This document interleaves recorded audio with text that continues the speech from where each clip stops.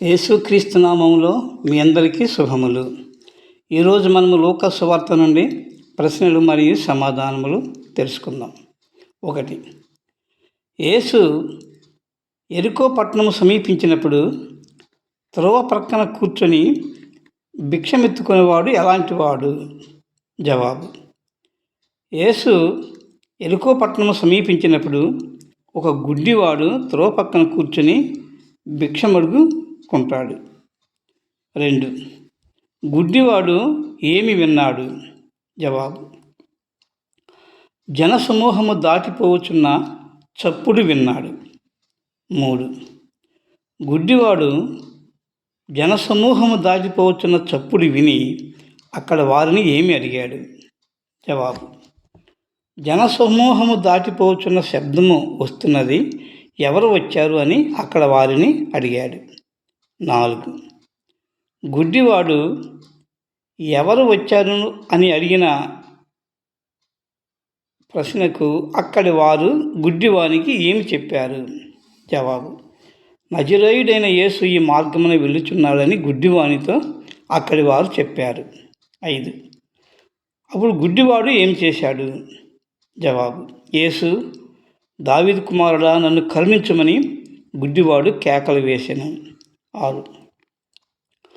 కరుణించమని కేకలు వేయుచున్న గుడ్డివాడిని యేసుతో ఉన్నవారు ఏమన్నారు? జవాబు: కరుణించమని కేకలు వేయుచున్న గుడ్డివాడిని ఊరకుండుమని గద్దించిరి.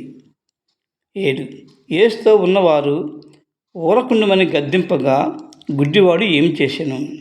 జవాబు: యేసుతో ఉన్నవారు ఊరుకుండమని గుడ్డివానితో అనగా గుడ్డివాడు మరి ఎక్కువగా నన్ను కరుణించమని కేకలు వేశాను. 8. గుడ్డివాని కేకలు వినిన యేసు ఏమన్నాడు? యేసు నిలిచి గుడ్డివానిని తన యొద్దకు తీసుకొని రమ్మని అన్నాడు. 9. గుడ్డివానితో యేసు ఏమన్నాడు? యేసు, నేను నీకు ఏం చేయగూరుచున్నావని అడిగాను. 10. యేసుతో గుడ్డివాడు ఏమన్నాడు? జవాబు: ప్రభువా, చూపు పొందగోరుచున్నానని గుడ్డివాడు చెప్పాను. 11. చూపు పొందగోరుచున్నానని అనినప్పుడు యేసు గుడ్డివానితో ఏమన్నాడు? జవాబు: చూపు పొందుము, నీ విశ్వాసము నిన్ను స్వస్థపరిచినని యేసు అన్నారు. 12.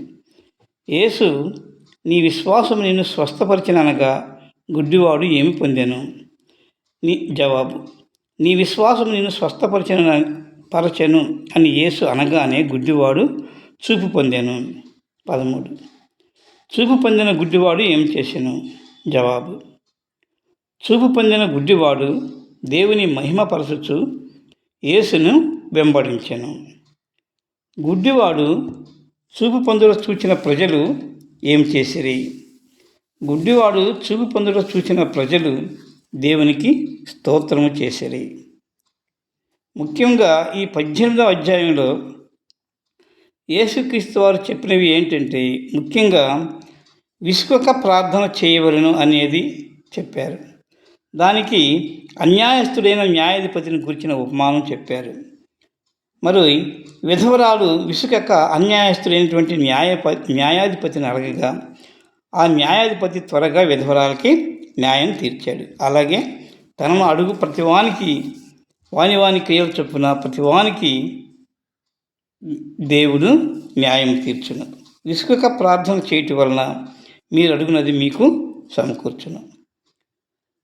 మరి ఒకటి ఏమిటంటే, తామే నీతిమంతులము అనుకొని తమను నమ్ముకుని ఇతరులను తృణీకరించే వారిని గురించినటువంటి ఉపమానం మరొకటి చెప్పాడు. పరిసయ్యని ప్రార్థన, సుంకరి ప్రార్థన. పరిసయ్యని ప్రార్థన కంటే సుంకరి ప్రార్థన మెచ్చదగినదిగా ఉండి సుంకరి నీతిమంతుడిగా తీర్చబడి ఇంటికి వెళ్తాడు. మనం కూడా సుంకరి చేసిన ప్రార్థనలాగా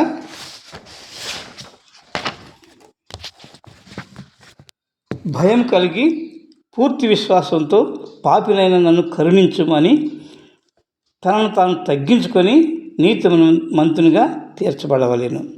యేసు ఇక్కడ ఒక మంచి సూక్తి కూడా చెప్పాడు.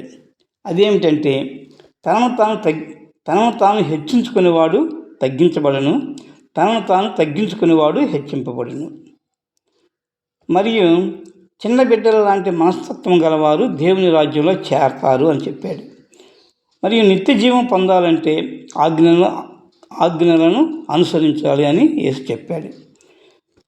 తర్వాత పేతురు యేసుతో, మేము మాకు కలిగినవి విడిచిపెట్టి నిన్ను వెంబడించితిమి కదా అని అన్నాడు. అప్పుడు యేసు, దేవుని రాజ్యం నిమిత్తము ఇంటినైనను, భార్యనైనను, అన్నదమ్ములనైనను, తల్లిదండ్రులనైనను విడిచిపెట్టువారు ఇహమందు చాలా రెట్లును, పరమందు నిత్య జీవమును పొందగలరని యేసు చెప్పాడు. యేసు తన 12 మంది శిష్యులతో మనుష్య కుమారుని గూర్చి ప్రవక్తల చేత వ్రాయబడినవన్నీ నెరవేర్చబడును,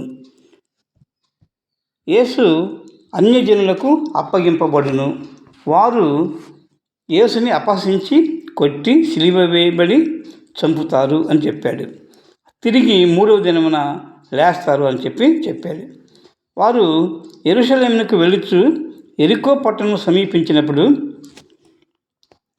ఒక గుడ్డివాడు యేసు వచ్చుట గ్రహించి, యేసు, దావీదు కుమారుడా, నన్ను కరుణించుము, నాకు చూపు ప్రసాదించుము అని అన్నాడు. నీవు చూపు పొందుము, నీ విశ్వాసమే నిన్ను స్వస్థపరిచినని చెప్పి యేసు గుడ్డివాడిని స్వస్థపరిచాడు. వెంటనే గుడ్డివాడు చూపు పొంది దేవుని మహిమపరిచాడు. Thank you.